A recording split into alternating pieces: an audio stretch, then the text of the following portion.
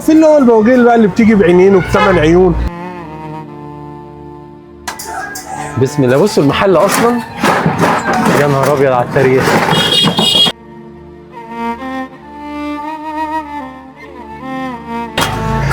يعني ايه بتفك وتولع بقى؟ ده الباجور دوت في علبته والعلبه عليها اسمه. دي مكانته ساكت ما بتعملش صوت، بتولع زيها زي البوتاجاز. الباجور نفس الكتابه اللي عليه بريموس سويدي. بصوا الوابور عامل ازاي؟ بصوا على ايدي اصلا شكله عامل ازاي. فاكرين الراجل اللي كان بيعدي زمان بيقول بصلح وابور الجاز؟ انا النهارده عند اقدم محل في الحسنيه تقريبا من سنه 1800. يعني الناس دي تاريخ هنا في الحسنيه. يلا نشوف لحد دلوقتي لسه بيصلحوا وابور الجاز ده ازاي، وعندهم كمان باجور ب8 عيون. تعالوا نشوف. السلام عليكم. السلام ورحمه الله وبركاته. حاج اسامه. حرام. ازيك يا حبيبي؟ عامل ايه؟ ازي صحتك؟ انا مبسوط ان انا عندكم في الحسنيه. الله يخليك، احنا اسعد. ربنا يبارك فيك. ربنا يسعدك. ازيك يا حاج؟ عامل ايه يا حبيبي؟ ربنا يطمنا عليك يا رب دايما. احكي لي تاريخ المحل. احنا المحل هنا عندنا من 1800 سنه 1800. بتاع جد ابويا. هو جدي الحاج. جد الحاج ما شاء الله. كان اسمه ايه بقى؟ اسمه حسن علي حسن. حاج حسن. علي حسن. علي حسن اللي هو صاحب المحل. ما شاء الله. بعد كده بعديه عم حسن اللي هو جدنا. وبعد كده حاج صبحي ابويا. الله اكبر. ربنا يبارك فيك. ده باجور الجهاز بنصلحه لما بيجي حد عايز يصلحه. بنصلحه، بيتصلح البلف بتاعه وبنشغله. لو المكنه عايزه تتسلك بنسلكها وبنشغله وبنعمره جاز كده. وانت لسه الجاز ده موجود؟ الجاز موجود عندي يا راجل. ده بيقول لك الجاز ده مش موجود اصلا. لا موجود. ما شاء الله. يعني انت اللي عايز يشتري جاز لوحده يشتري اي حاجه موجوده بامر الله. انت كده بتعمر الوابور؟ بعمره جاز. بنقفل الغطا كده. اعطاله ايه يا عم اسامه البابور ده؟ اعطاله لو المكنه بتتسد بتتخرم مع كتر الاستعمال، المكنه بتاعته بتتخرم بنغيرها او بنصلحها. لو مسدوده بنسلكها تاني. احنا لقطه اصلا الجاز دي لوحدها ريحته رجعتنا ايام زمان. لو انت عايز تولع الباجورين هنولعهم. هنولع واحد طبعا بيولعه يا باشا. نولع طبعا. نتفرج على ريحه الزمن الجميل. كان ايام البركه ده. والله ده كان ايام البركه. بيجي لنا برضه ناس فتره الشتاء بتبقى غاويه الباجور، اللي بيتدفى عليه، اللي بيسوي عليه لحمه، اللي بيسوي عليه حاجه. ده كانت بحله المحشي بتطلع من عليه يا عم اسامه في دخله رمضان. ملهاش حل يا عم اسامه والله العظيم. في ناس كانت ستي الله يرحمها ما يحللاش الطبيخ حله المحشي اللي على الباجور ده. اللي على الباجور. وفي ناس لغايه وقتنا هذا برضه معتزه بالباجور، تصليح الباجور. ما شاء الله. يتدفى عليه فتره الشتاء. ايوه صح. يسوي عليه لحمه، يسوي عليه اكل. يعني هو ليه موسم؟ في رمضان. فتره الشتاء بيبقى موسمه اكتر. لكن فتره الصيف برضه الناس يعني ايه ما تستعملوش جامد. قول لي انت كده بتعمل ايه؟ كده انا بسخن المكنه. لازم المكنه دي تسخن. لازم عشان دي نحاس. لازم المكنه تاخد وقت في السخونيه. والابره ايه؟ ودي ابره الباجور. ابره الباجوره ايه؟ ادام الباجور المكنه سخنت بيولع زي كده. ده متصلح ولا لسه هيتصلح؟ لا ده متصلح. ده كان انا عندي كله متصلح. ده كان مسدود سلكناه وشغلناه. ما شاء الله عليك يا عم اسامه. مين لسه بيستخدمه هنا في القاهره؟ والله الناس اللي هي الكبيره اللي هي معتزه باكل الباجور لغايه وقتنا هذا. يعني لسه في لحد دلوقتي ناس شغاله هنا في القاهره؟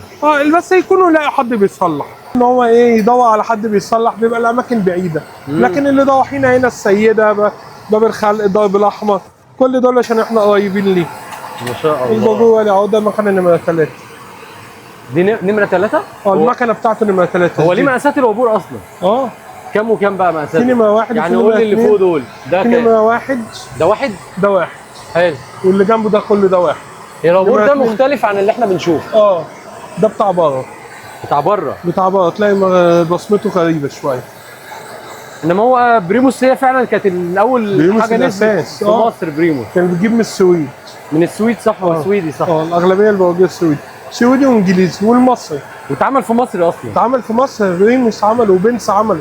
جات لك في وابور جالك وكان انت شفته كان مختلف عن اي وابور في مصر؟ في اللي هو البواجير بقى اللي بتيجي بعينين وبثمان عيون. ايوه وريه بقى ب8 عيون. ده بقى ده ب8 عيون كانوا بيولعوه. دي مكن اهو. المكن بتاعه اهو. ده بقى بيتعمل عليه ايه؟ ده كانوا بيسووا عليه. وفي ناس كانوا بتشغلوا على سخانات زمان قبل السخانات الجاز ما تطلع. الغاز والكهرباء. 8 عيون عشان يدي نار اشد اقوى. نهر شده ده بقى يشتغل في مطاعم كبيره. في مطاعم كبيره، وفي منه 4 عيون وفي منه 6، في منه عينين. ده انا كل فكري عنه ان هو واحد كده. لا، وفي من ده اصغر، في مقاسين اصغر من ده. بصوا الثمانيه وريني. يا نهار ابيض ده تقيل جدا. 8 عيون ما شاء الله عليك. بتبيع ايه تاني انت في المحل؟ هي البواجيه بس، والكلوبات اللي هي القديمه اللي زي كده.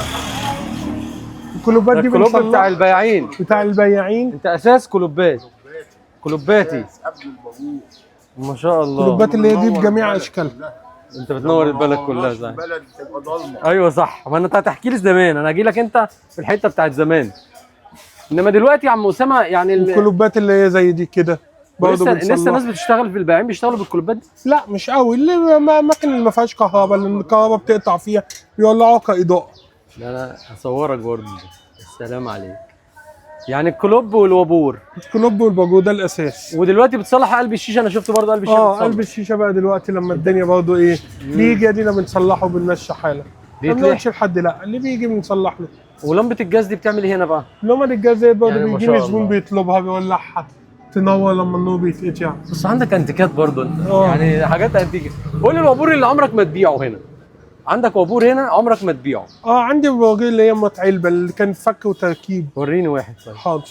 يا سلام عليك يا عم اسامه بتاع النوادر. بسم الله. بصوا المحل اصلا يا نهار ابيض على التاريخ. يعني ايه بتفك وتولع بقى؟ ده الباجو دوت في علبته، والعلبه عليها اسمه. يعني ده وعلى الوابور كان صوتي. بيجي في العلبه دي؟ هو جوه العلبه. بتهزر. اهو بص هنفتح مع بعض كده. لا ده نزل ده. يعني الوابور ده كان بيتباع في العلبه في اسمه ايه؟ العلبه اهي. ده انجليزي. ده الماني. ثانيه واحده بس، ده البابور ده اثار دلوقتي. المانيا. بص ده نوادر دلوقتي. فتح كده، دي الطاره بتاعته، وده الباجو اهو الكتابه بتاعته هي كلها عليه. يا نهار ابيض. ودي الرجول بتاعته بتركب كده. يا نهار ابيض يا عم المكنه أسامة. بتاعته بتركب كده. يا سلام. وده التربيج بتاعه، وادي التربيج بتاعه كده اللي بره. دي مكانته ساكت ما بتعملش صوت، بتولع زيها زي البوتاجاز اصلا. وبالجاز برضو. بالجاز. وادي الطاره بتاعته. لا يا عم اسامه ده ايه ده؟ دي تحفه. ده تحفه. ده ما تبيعوش انت ده؟ لا، دي مقتنيات شخصيه. ده كان بكام الوابور ده زمان؟ كان بجنيه. ده نحاس. وريني كله كده. نحاس. يا خبر ابيض على التحفه. بس زمان دي من اكتر من 50 سنه. من 50 سنه. ده ميد ان جرمانيا اصلا. ما بينزلش بقاله 50 سنه. ما بينزلش بقاله 50 سنه؟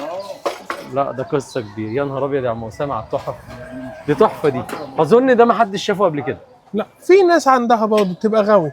غاويه. بس انا لما ده جاني انا معتز بيه ان الباجو ده ما اشتغلش اصلا. ما اتحطش ده فيه جديد جاز. لانج. جديد. هو متشال جوه يعني ده لو العلبه. اتدفع لك فيه مبلغ مش لا. هتبيعه. لا، بص علبته. العلبه اهي بتاعته علبه صفيح. اصليه. لا ده انت احتفظ بيه ده لاحفاد احفادك كمان. وعندي دوت اصغر منه. ده برضو العلبه الصاج. ده مقاس كام ده؟ ده نص زيرو. نص زيرو. ده اتعمل عليه شويه الشاي بقى والقهوه. القهوه والشاي والحاجات دي. قد السبرتاين. يا نهار ابيض على الجمال. لا والله ده الرجول بتتفتح كمان. ما شاء الله. ودي الابره بتاعته نفس الكتابه اللي على الباجو، نفس الكتابه اللي على الابره. بريموس سويدي. بصوا الوابور عامل ازاي. بصوا على ايدي اصلا شكله عامل ازاي. ده اتحط في متاحف يا عم اسامه. ده ما شاء الله عليه تحفه. الله اكبر عليك يا عم اسامه والله العظيم. نوادر بجد. قول لي احنا عنواننا فين؟ احنا عنواننا شارع البيومي، ميدان الجيش، شارع البيومي جنب جامع البيومي. يعني الواحد سبحان الله والله ببقى ماشي وصدفه وبدون اي مواعيد والله يا عم اسامه. الحمد لله. والواحد يقابل شخصيه جميله كده زي عم صبحي وعم اسامه، ربنا يبارك في عمرهم. اتمنى الفيديو يعجبكم، ما تنسوش اللايك والشير، ودعوا على اخوكم بالخير. سلام.